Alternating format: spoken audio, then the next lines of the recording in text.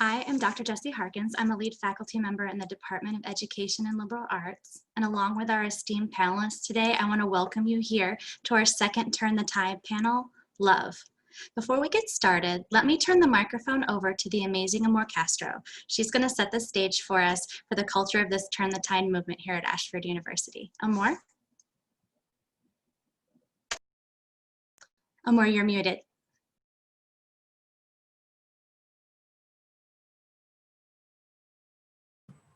Thank you, Jessie. Sorry about that. Good morning, everyone, and thank you so much, Jessie, for inviting me to kick off Turn the Tide again. We are so excited to be here, and I can't wait to hear the conversation that we are having today in regards to love. The Turn the Tide series is, again, a series to really bring the university together as one, as we mentioned last time in our wonderful, wonderful event that we had. My hopes today is that you guys will enjoy the conversation by Jessie and our wonderful panel. We continue to work towards change here at the university to celebrate diversity and inclusion by having this type of initiative. So I hope that you enjoy these conversations and continue to turn the tide together with us here at Ashford University to unite our community with love. Thanks, Jessie. Thanks so much, Amor. And how fitting, given that your name translates to love, that you are here to kick us off with love. I really want to thank those of you that participated in the small group conversation surrounding that concept of one that Amor talked about. And I do invite you now to sit back and get comfortable for our conversations in this safe place to get uncomfortable.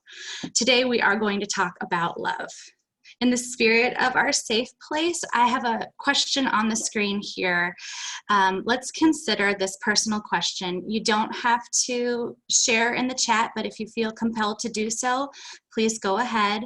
You can just keep your answer in mind or share if you feel that that is something you want to do. But when you hear the word love, what comes to mind? While you're thinking about that, I'm going to pose some additional thought. Whatever you're thinking of, it's really not a question of right or wrong here. And depending on the context, we know that love does mean many things. For instance, you might have thought of family or the many versions and structures that family means to us, to our colleagues, to our students. You might be picturing a pet or an animal companion when you think of love. You might be picturing friends or community members, and you might be thinking of partnership or romantic love, that concept of opposites attract or birds of a feather flock together. Love of self might also be coming to mind for you, or you might be picturing something else completely. It definitely has a connotation to describe many different things, emotions. It can be directed at people, nature, objects. We have text shorthand to represent love. We have emojis devoted to it. And we also have reactions in our social media platforms. It can be used actively, passively, with deep or shallow meaning, and it is also a verb and a noun. One thing that popped in my head that you may not have thought of, for me, is I Love Lucy. Yeah, for me, that screen legend, Lucille Ball, really came to mind as I was preparing the conversation today surrounding love. One of the greatest compliments I've actually ever received more than once is that I reminded someone of Lucille Ball, and that was quite an honor. Sure, there's that obvious connotation that the word love is in the title, but do indulge me for a minute because I want to dig just a little bit deeper.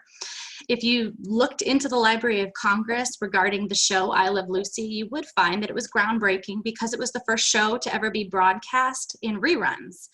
But there was so much more to this story. It was a groundbreaking TV off-camera portrayal of the first time of an ethnically diverse couple, as Desi Arnaz is of Cuban descent and Lucille Ball was, of course, a famous redhead. And the TV executives did not think that the audience would believe that an average housewife, aka an average suburban white woman, would be married to a foreign man. And they were concerned that the accent would not allow viewers to come in.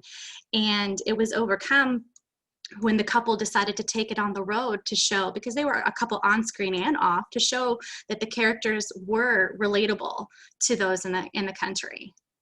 So we have that connotation of love, but today on August 18th, it's the 100th anniversary of the ratification of the 19th Amendment, granting women the right to vote, at least by law.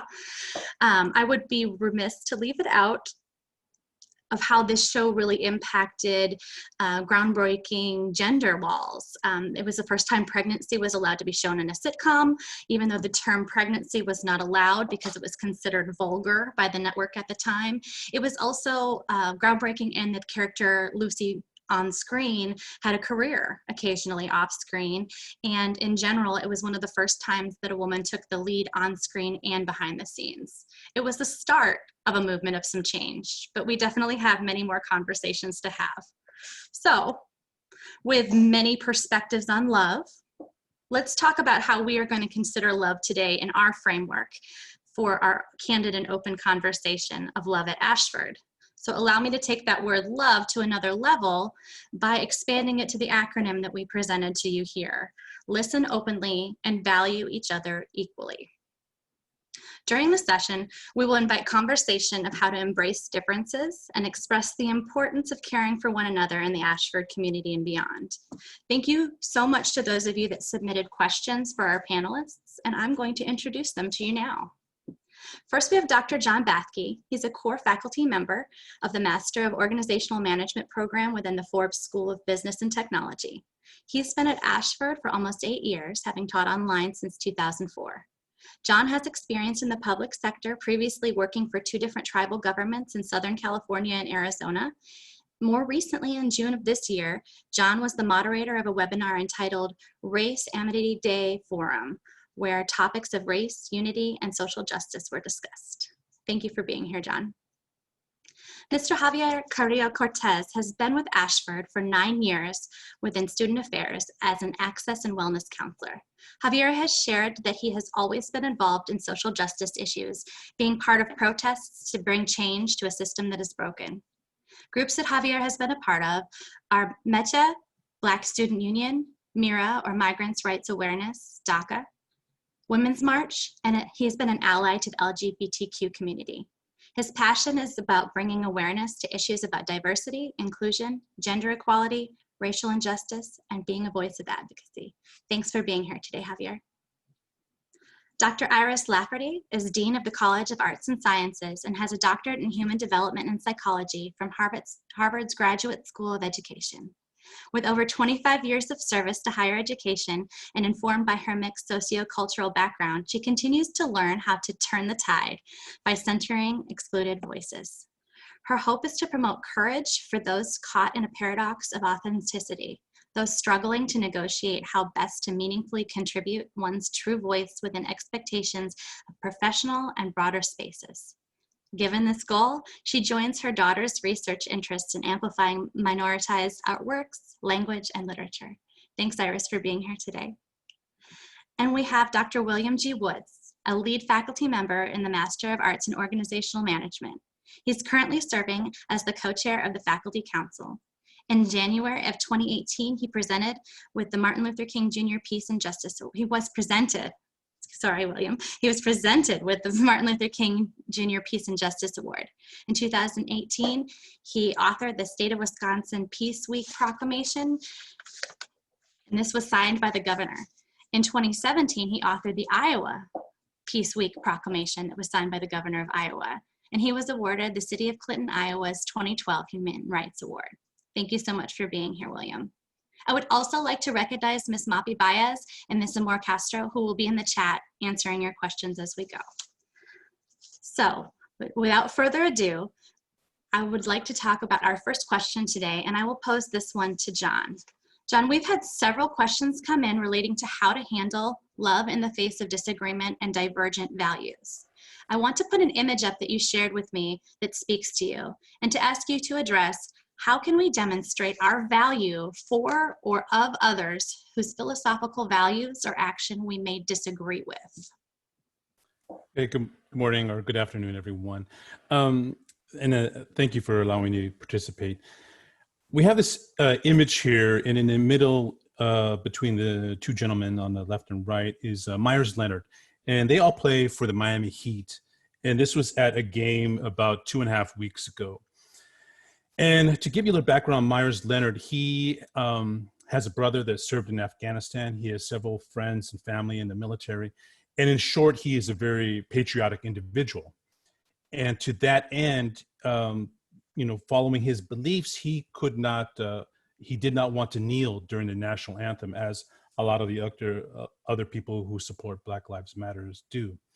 But at the same time, he has said that, quote, he absolutely believes that Black Lives Matter.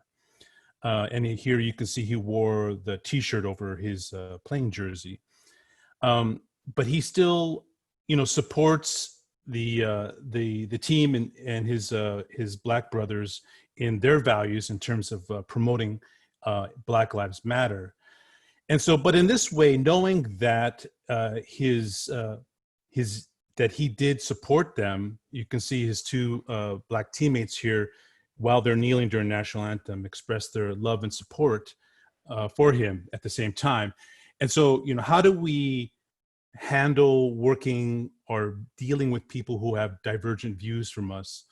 And it's a tough question, because right now it's a very socially, politically polarized environment that we're living in. And it's very hard to find, ways to maybe express love or to, broach the subject of love.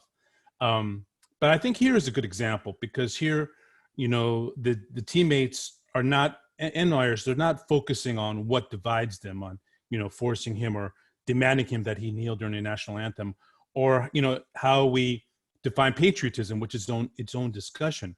But here, I think that they consider him a brother, and they look on what unites them, or what they have in common. And so here, it's not so much that, he didn't kneel, as that he is a brother that supports us, and they support him. And so I think this is a good example of, listen openly and value each other equally. And I think if we can engage in this kind of attitude and finding the things that we have in common as a team, like say with Ashford, we could have more victories. John, such a moving picture. I mean, it just speaks volumes to see it. And thank you so much for addressing those concepts of looking at things from a different perspective, but still having that shared common goal and community. I'll extend this to the next question. And William, this one is for you. It's also related to that loving those who think differently than we do. How do you continue to love people in your life or in our lives who consistently feel different than we do about issues that are so deeply important?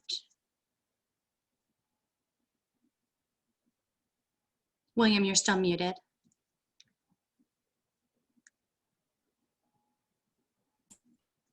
Anyway, thank you. This is could be a difficult question, but at the same time, the answer is really simple. I already know what I already know what I feel, I already know who I am, but often I don't know who other people are and what they feel and what they believe and how important it is to them. And I won't sacrifice my time to talk about me so other people can have time to talk about what they believe and what they want and what they need. And, by doing that, I've learned that in my family, not just my immediate family, but I have a myriad of cousins. I've had 20 aunts and uncles. So I come from big families, and man, the only way that you really belong is to give a break and live. And so speaking with other people, I think is very, very important. So then hear what they have to say. Hey, one of the things about it is they're not just wanting to be heard. They're wanting to be understood. And you can understand somebody by listening to them and letting them put it on the table about what they are feeling, how it's to them. Something to be. William, I'm so sorry to interrupt, but we're kind of losing your audio. But what I'm hearing you say here is that, that those diverse views that family members have, we need to take that approach to love. And I know I've experienced the same things, reading and hearing what others have said. And we're also very grateful that you're safe there in Iowa, and hopefully the internet will we'll recover here as we go along. We appreciate your insight there. I'm going to take this now to Javier. How do we create spaces to listen openly to each other when we find ourselves in strong disagreement with someone else's opinion? Hi, everyone. Good afternoon, good morning from wherever you're at. That's a really good question. I think it's important to create a safe space first for people to have a dialogue, be real to who they are and true to who they are. You want to have a discussion to see what their lens is. Sometimes we can be in our own bubble and be not challenged enough. So we want to be challenged. If you're uncomfortable, ask those uncomfortable questions. I believe, in my view, that that's one of the best ways to grow. Growing up, my father was very machista. Machista means, man's law, gender roles. My mom was pretty submissive. And my father also didn't want me to go to college. He believed that after high school, I should contribute to the family, start working, and I didn't do that. I went to get my bachelor's and my master's. And throughout the years, he started to notice that education is very important. I had multiple conversations with them. We bumped heads a lot, but he understood that education was a way and was key for me. And again, at that time, I was learning about social justice. I was seeing the world through a different lens, challenging my parents, challenging myself as well. But, having those conversations are very important. And also, my father told me, not too long ago, where he said that, his father expected him to work, expected him to, be the man, be that person. So that's what he was trying to influence on me. But throughout the years, we were able to change that and see a different perspective. And the overall message I want to say is that, regardless of how much we challenge each other, I will always love my father, and I knew he loved me. So I can take it to that route. I can take it to that extension. So I know those conversations are very hard to have, but they're very important. They're going to be challenging, but you have to continue to work with it, and just kind of challenge each other and have that space to do that for that. So that's just kind of my point for that. Thank you for taking us through that perspective, Javier, and how it relates throughout your life. Iris, how might we consider this theme of loving and listening openly and valuing each other equally here at Ashford when faced with divergent values or disagreement? I'm going to piggyback on what my colleagues here have shared in recognizing, first of all, the difficulty when, everybody wants to just easily get along, right? But I think there's recognition that needs to go to, there's an understanding that getting into that same space of understanding requires work and effort on a daily basis. If we're, thinking colleagues, everyday work, classroom, seeing each other, online regularly and frequently.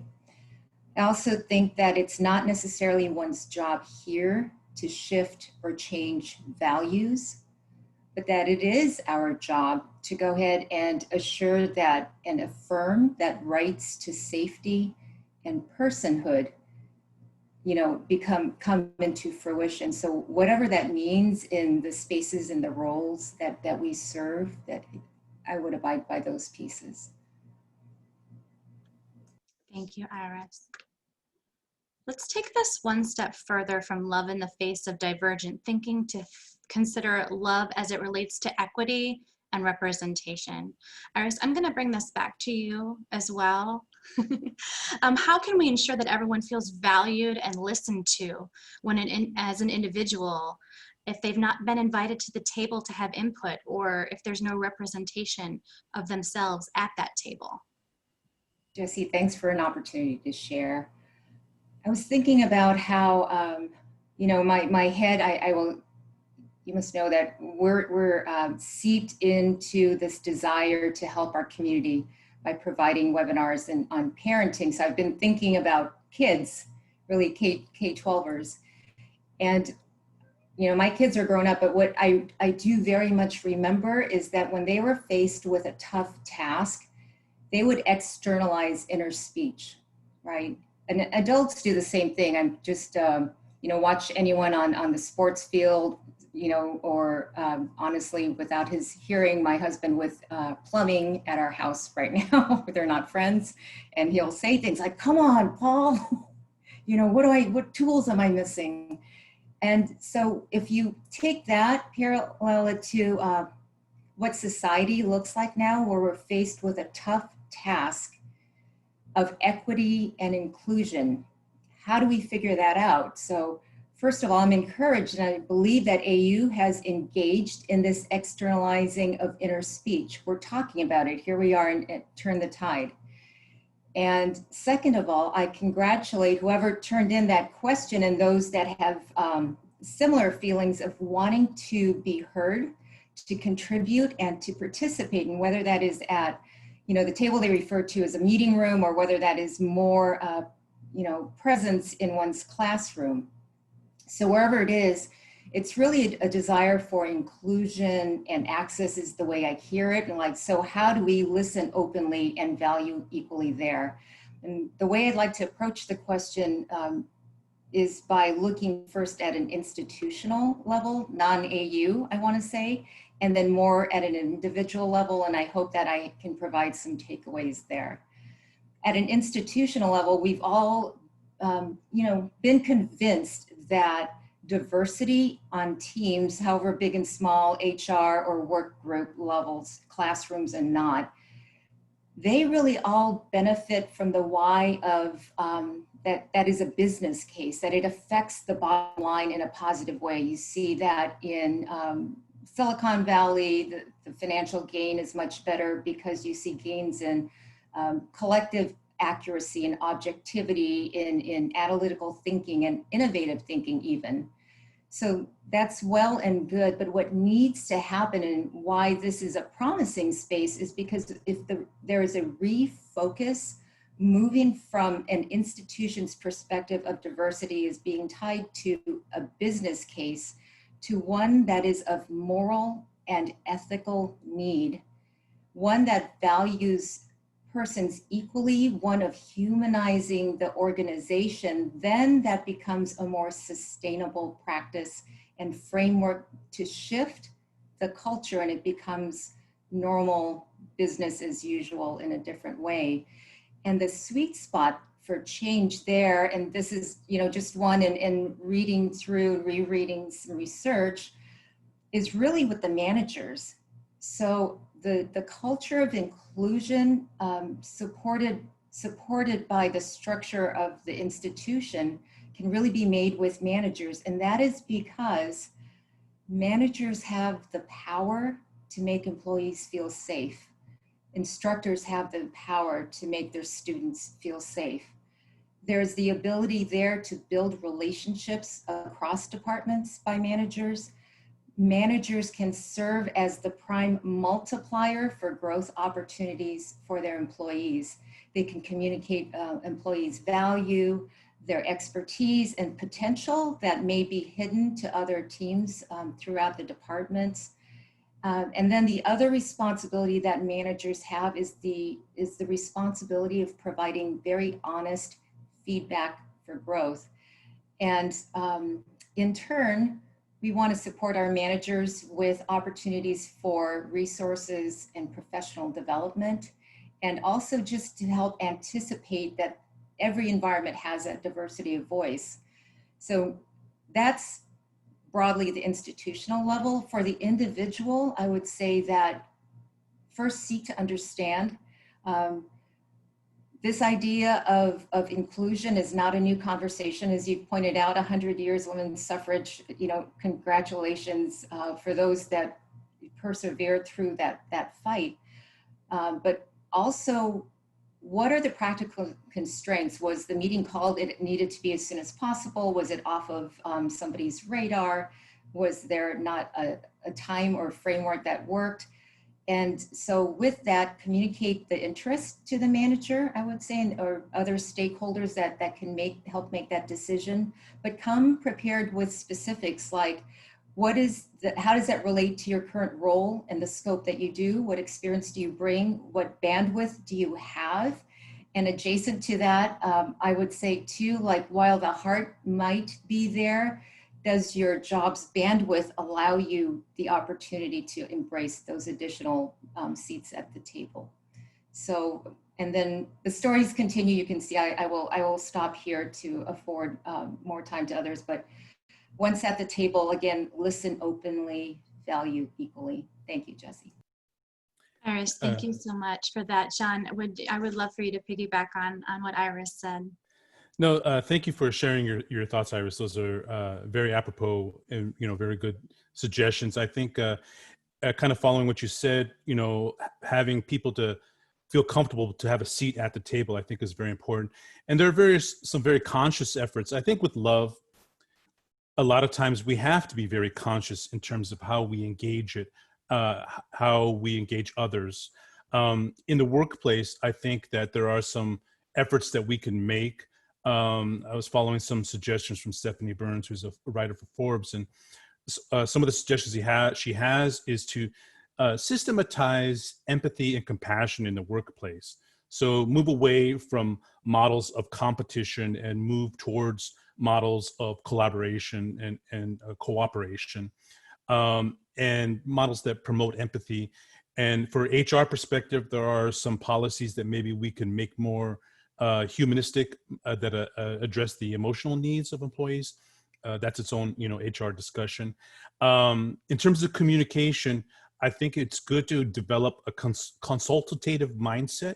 So not only are we open to feedback, but we actively seek feedback from people we work with, whether it's colleagues or people who work underneath us. And I think that open communication will allow people to have more buy-in. So in general, I think that the more in the workplace we can be relationship-based rather than, let's say, project-based, I think allows us to get to know each other as humans. Now, horizontally, colleague to colleague, that is, easier in regards to reaching out to colleagues, and we should get to know each other. And if a colleague needs support, then that's our job, is to support them, to show them love. But if we don't know them that well, we should reach out to them, get to know them as a human being. What are their interests? What is their background? What motivates and drives them? But the tough one, is the vertical relationships, from superiors on down. And again, I think that whether it's, within administration or faculty with student, I think we need to be very mindful of how we can implement love. But in general, I think that the more we let them know that they're welcome to express themselves and to seek that communication, I think the more that the employee or the student will feel buy-in and will feel present at the table. But I think it's a conscious effort that in these vertical relationships, we really have to, implement and do. But I think the more that we have buy-in and people feel like they have a seat at the table, the more that they can feel loved and love can be expressed. Thank you, John. I'm hearing that connection to that piece of creating those conversations. William, please go ahead. Yeah, thank you very much, Jesse. I like to say you got to take time or make time to take time. And, all of us here at Ashford University, we're just busy and we're multitasking and everything. But one of the things that I love to do is get on the phone with, fellow workers here at Ashford University. And sometimes it may take an hour in a conversation. And when you have that happening over and over again, it gives you time to build the relationship and to share each other's hearts. I've had it with some employees where parents were sick or kids were sick, or sometimes it was their animal that was sick. And then sometimes when they were facing other challenges in life, and we're just sitting around talking to each other, just like you would in a brick and mortar institution where they have the campus. And you go to each other's offices and you spend time talking with each other. And so, I think that's very, very important. And after a while, you start to build up emotions and you start to build up care and you start to build up memories that becomes a shared situation. And, I'll say this. John and I, we get on the phone and we get to laughing and everything, being goofy little kids and stuff. And so it's fun that way. And so I believe in that. And I think, sometimes there has to be intentionality. You just got to make the call and then keep on working after you get done with the call. I don't think people want to know, Will.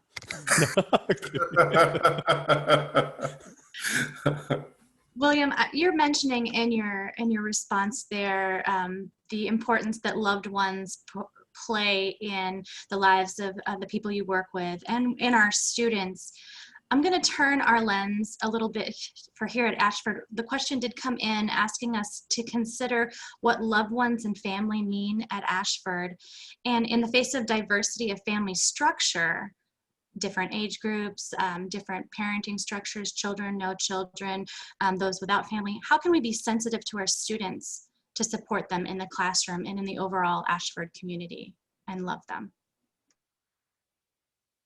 I think it's very, very important to take the time to make sure that you know where they are coming from. We have some students that are single and do not have a significant other that they relate to. And sometimes the only one that they're relating to are their animals, their pets. And they love their pets just as if they were their children. And, you know, you might hear the pets in the background getting jealous that, you know, their owner is on the phone with you, talking to you. But at the same time, we get to be understanding, and you tell them, hey, don't worry about that. That's okay. Your pet just wants attention. And so those things are okay. Sometimes we have students who are married, and sometimes we have students who are single with multiple children, multiple challenges and everything. But then as you talk to them and they open up to you and share those things with you, you never assume that it's going to be a traditional family. And one of the things I'll share, like in my family, I have little cousins. I call them little cousins because they're a generation down from me. I have a little cousin that lives in Florida, and she's married to a lady, and that lady is a wonderful lady, and they have a family. Not, their family this time included an alligator that they caught recently. But, you know, I joke with them and have a good time with them. And then I have, you know, a cousin that's not married, and she actually has 3 children. And her children have different fathers, and when we have family get-togethers, all the fathers come to the family get-together. They all have a good time together, and see, there's a different family structure. But at the same time, to be loving, then you have to go ahead and work with each and every situation that, you know, a person has so far as what family is to them, and be cognizant of the fact maybe sometimes you're dealing with students who have no family, who have no pets, who have no loved ones, and possibly feel like they've never been loved before. And so when they come across you as an instructor or professor in the classroom, it may be your understanding touch that finally reaches them in their lives. And you know what? Sometimes when people are feeling that they're being understood, not just heard, but understood, and that you care about them, that gives them one more chance at being able to persist in attaining their academic goals. Thank you, William. I'm hearing that theme of not assuming the traditional family and then taking that approach to look at these situations from the lens of the student and not necessarily using the same, or the colleague, and not necessarily using the same terms that we typically use. Javier, I know you have a perspective as well from not only personally but also from Access and Wellness. I would love to hear your thoughts here from this question. Hi, Jessica. Thank you. Yeah, so I have different perspectives. I've given a lot of thought to this question, and you know, I've taught in the college level, had in-person classes. And one of the things that I did in a lot of my classes was for the first 10 to 15 minutes, we would sit in a circle, and I would be included in that circle, and I would have my students talk about themselves, talk about their families, you know, what their struggles were, anything they were impacted by. And it really opened up the door for my students to communicate to each other and bond. One of the impactful stories that I will always remember is 2 of my students opened up and shared that they were adopted, and, you know, brother and sister. You know, once they did that, it definitely opened up the door for the rest of my students to talk about their family structures. You know, a lot of single parents, divorced, but they came together in my class and understood how to support each other, how to be there for each other. So just giving that space to the students to talk about each other and get to know each other, I think is very important. And they learn about each other's families. And, you know, in the times that we live out, there is no traditional family, I guess you could say. So many families look so many different in so many ways, so many different colors. So I learned that, giving that space to my students really helped them in the class and, and even in life. So yeah, that's my 2 points there. Thank you so much. And I'm seeing some conversation in the chat as well as about supporting students.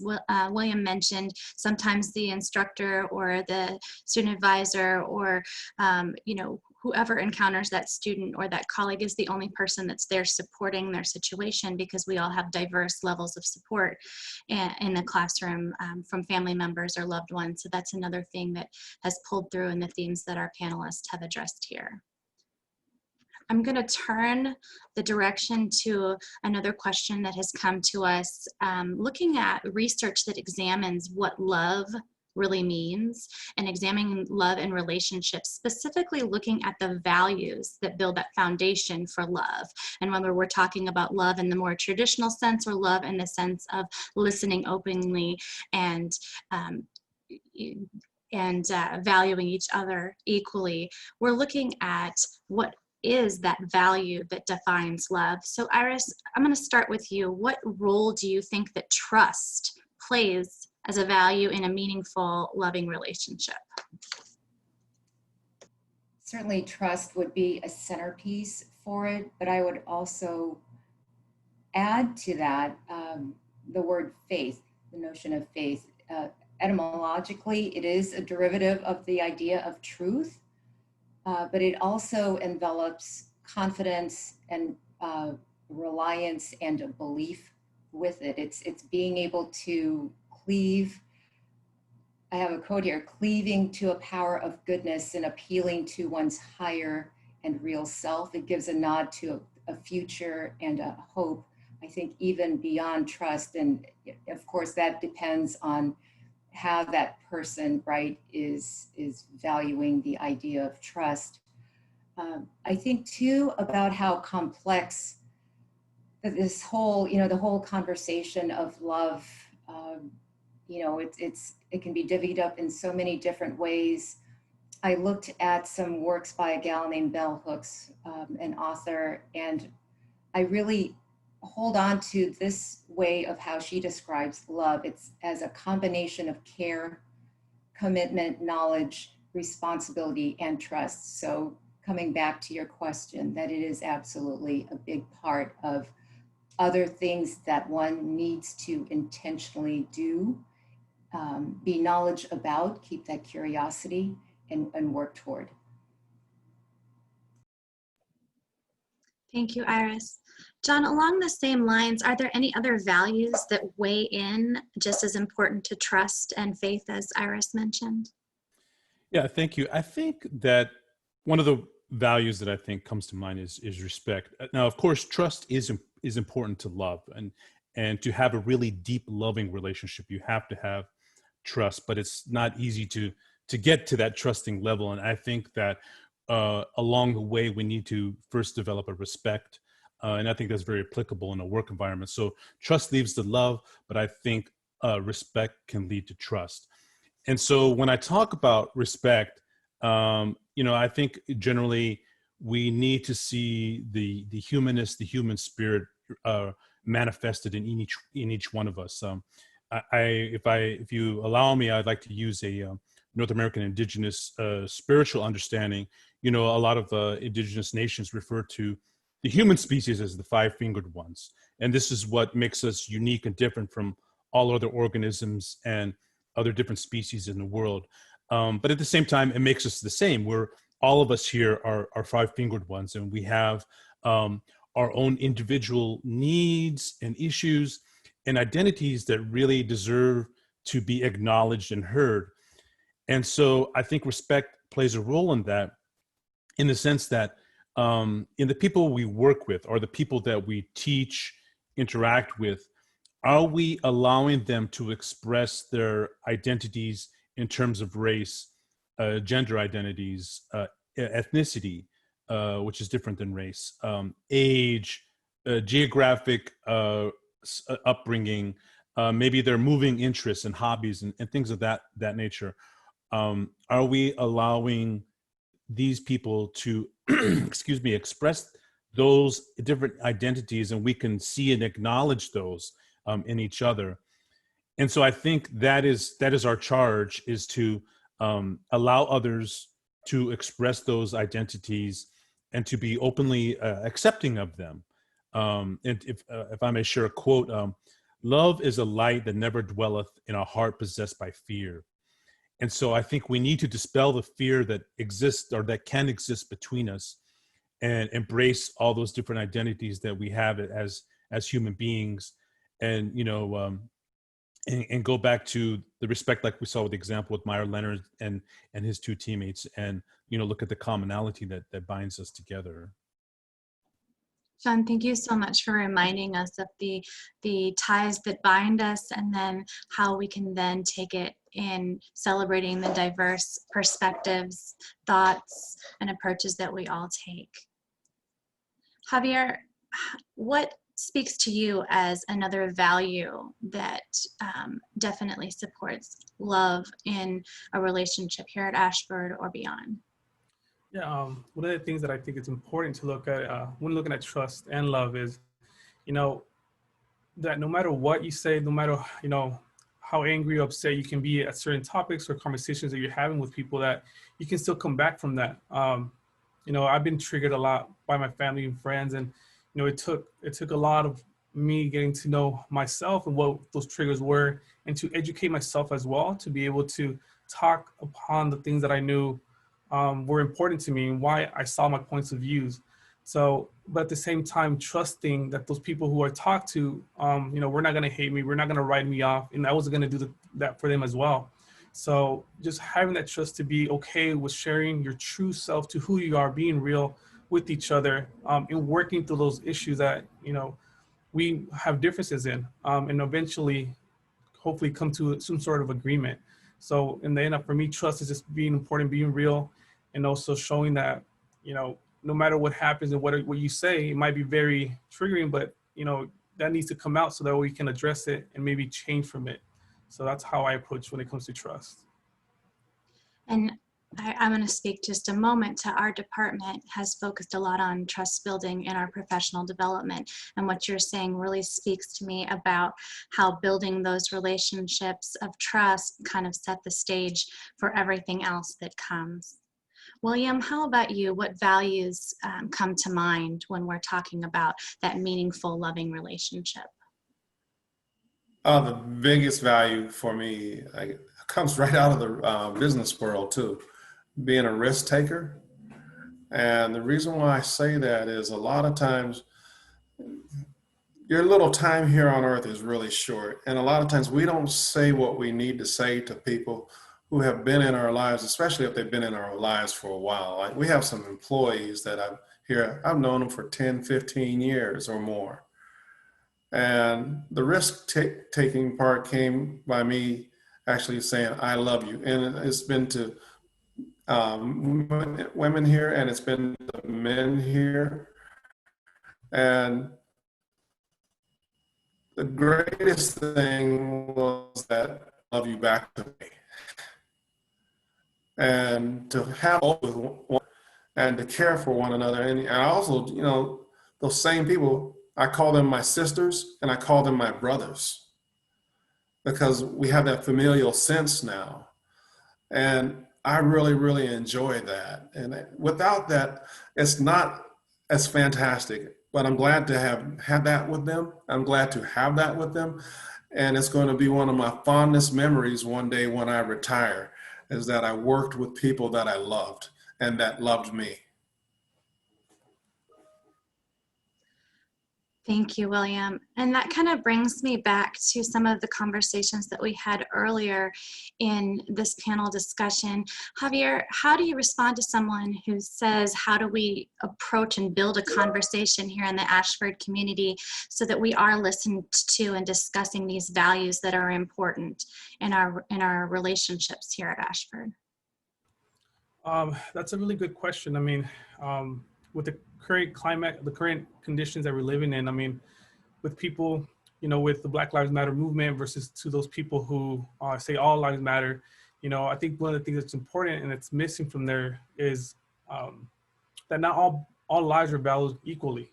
I've been reading the book Becoming by Michelle Obama, and one of the quotes that really stood out to me was, do we settle for the world as is, or do we work for a world as it should be? It's important to address your colleagues, friends, neighbors, families with listening ears. It's more about sharing your personal experience, what your story is, for people to get to know you. It's easier for people to judge you without actually knowing you compared to actually knowing who you are and for you to know them. It's more about asking questions and making them think about the situation or the current conversations.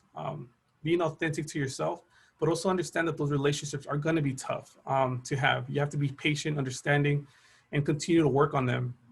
Maybe set some boundaries, I think would be important as well to, if you're going to have those discussions. And also, growing up with my friends and families, I know one of my best friends now, at the time we clashed heads a lot. And it was because stereotypes are out there, and not until he got to know me, my family, did he understand, that the stereotypes about, not being here, that, we don't work as hard, are completely false. So that definitely changed for him. And I mean, we still have conflicts, but we understand where each other at. And he even told me, like, you're one of the most hardworking persons that I know in your family. So kind of, deflecting those stereotypes that exist as well when it comes to equality, racial injustice, which I think are very important as well. So. Thank you so much for sharing that, Javier.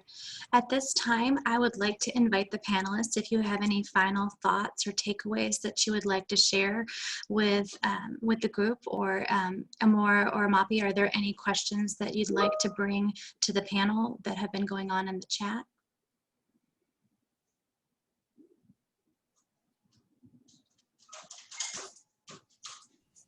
I have one last comment, and this comes from the 1979 Nobel Peace Prize recipient. That's Mother Teresa.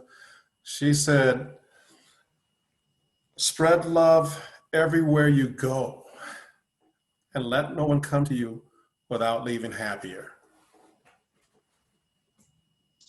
Such a moving moment in how we tie in happiness to listening openly and valuing each other equally. Thank you. Thank you so much, William. Any other final thoughts from our panel? Hi, Jesse. Could I invite feedback from my colleagues here and also from the participants over here in the webinar? I would really love to hear ways that, suggestions how to be inclusive at the table that you were referring to earlier, addressing that first question. I think it's important for us to hear those perspectives. So I hope that folks are feel invited and want to participate in the conversations that follow today's panel conversation. Building that bigger table. And I hope that wasn't a shameless plug.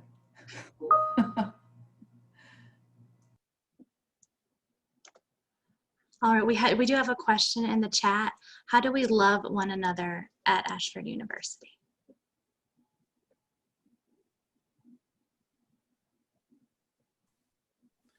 I don't know if there's one way to do that, but again, going back to some of the themes we talked about before, I think love. You mentioned that love is a noun, but it's also an action.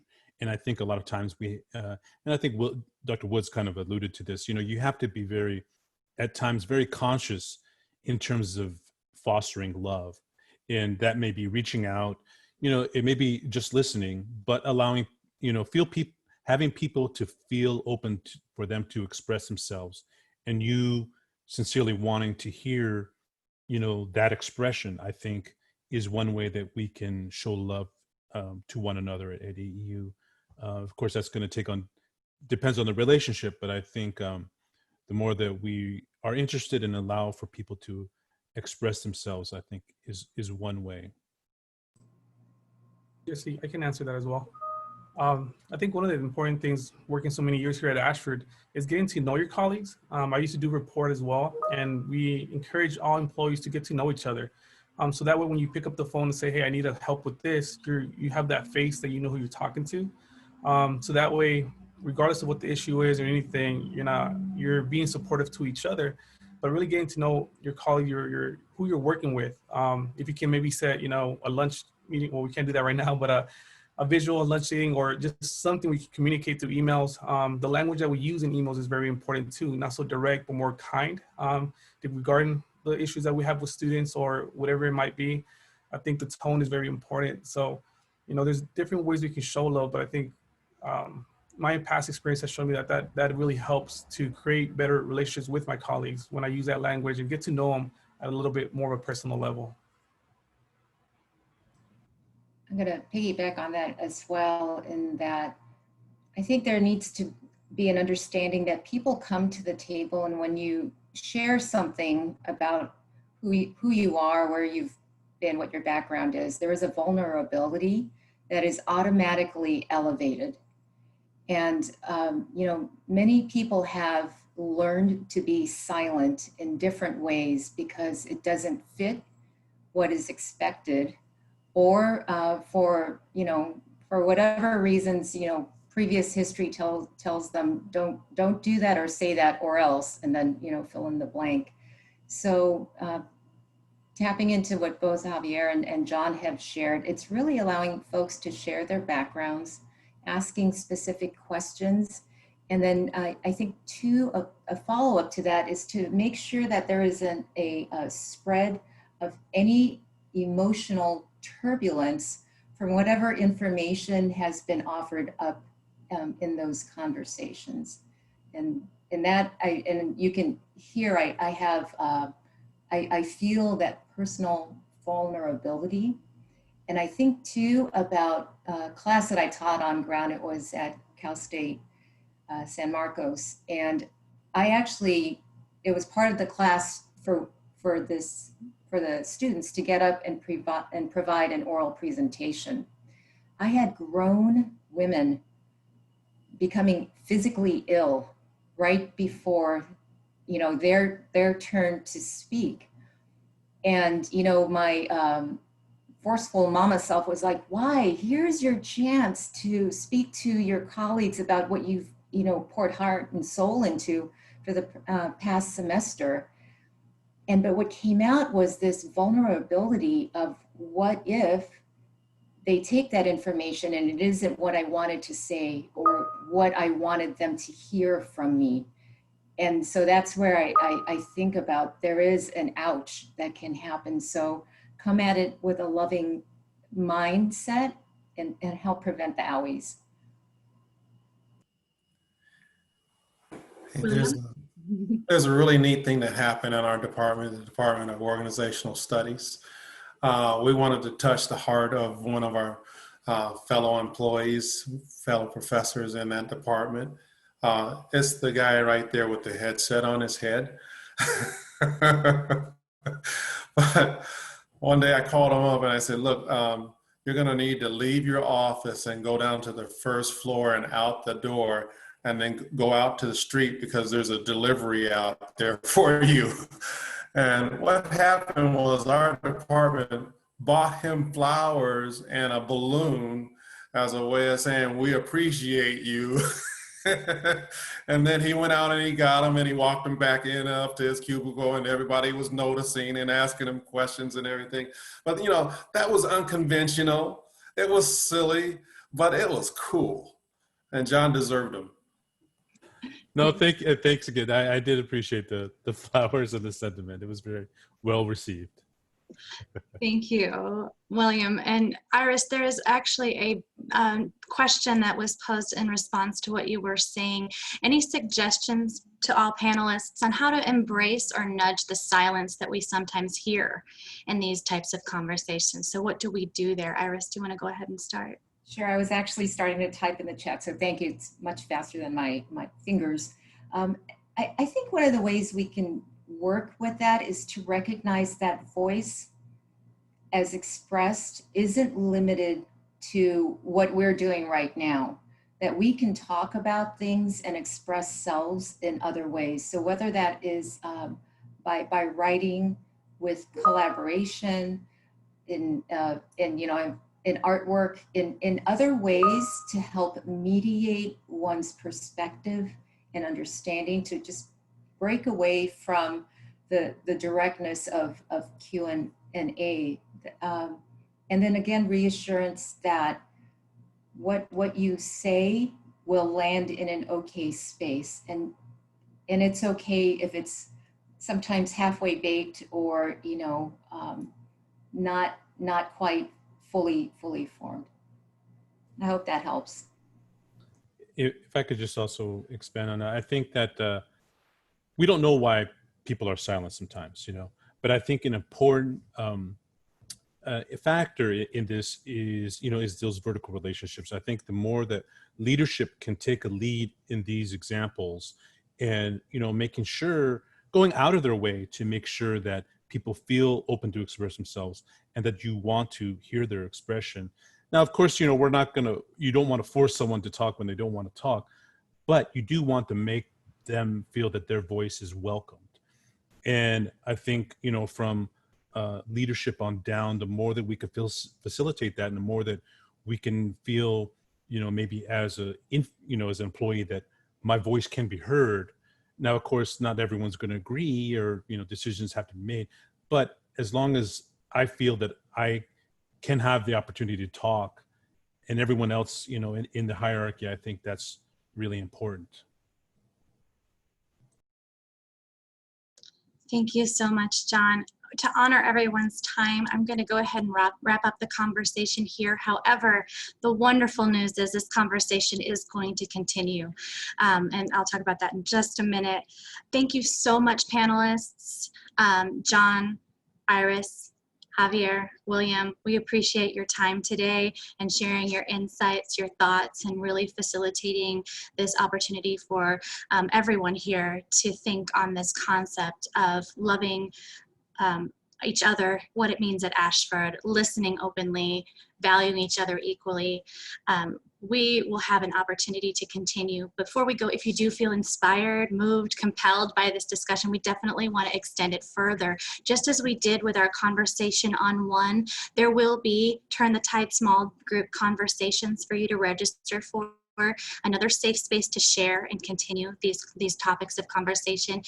Those invitations will be coming out, and they'll be the sessions will be taking place over the next 2 weeks, I believe on Tuesdays and Thursdays. Information will be coming out about those along with a survey related to today's conversation. We invite your thoughts, your feedback as we move forward. Please do remember to join us next month and in the coming months as we have additional conversations in this Turn the Tide movement about safety, equality, and social justice. In collaboration with my esteemed panelists, Ashford University President, Dr. Craig Swenson, and our Ashford community, I thank you so much for turning the tide together as one today with love. Thank you.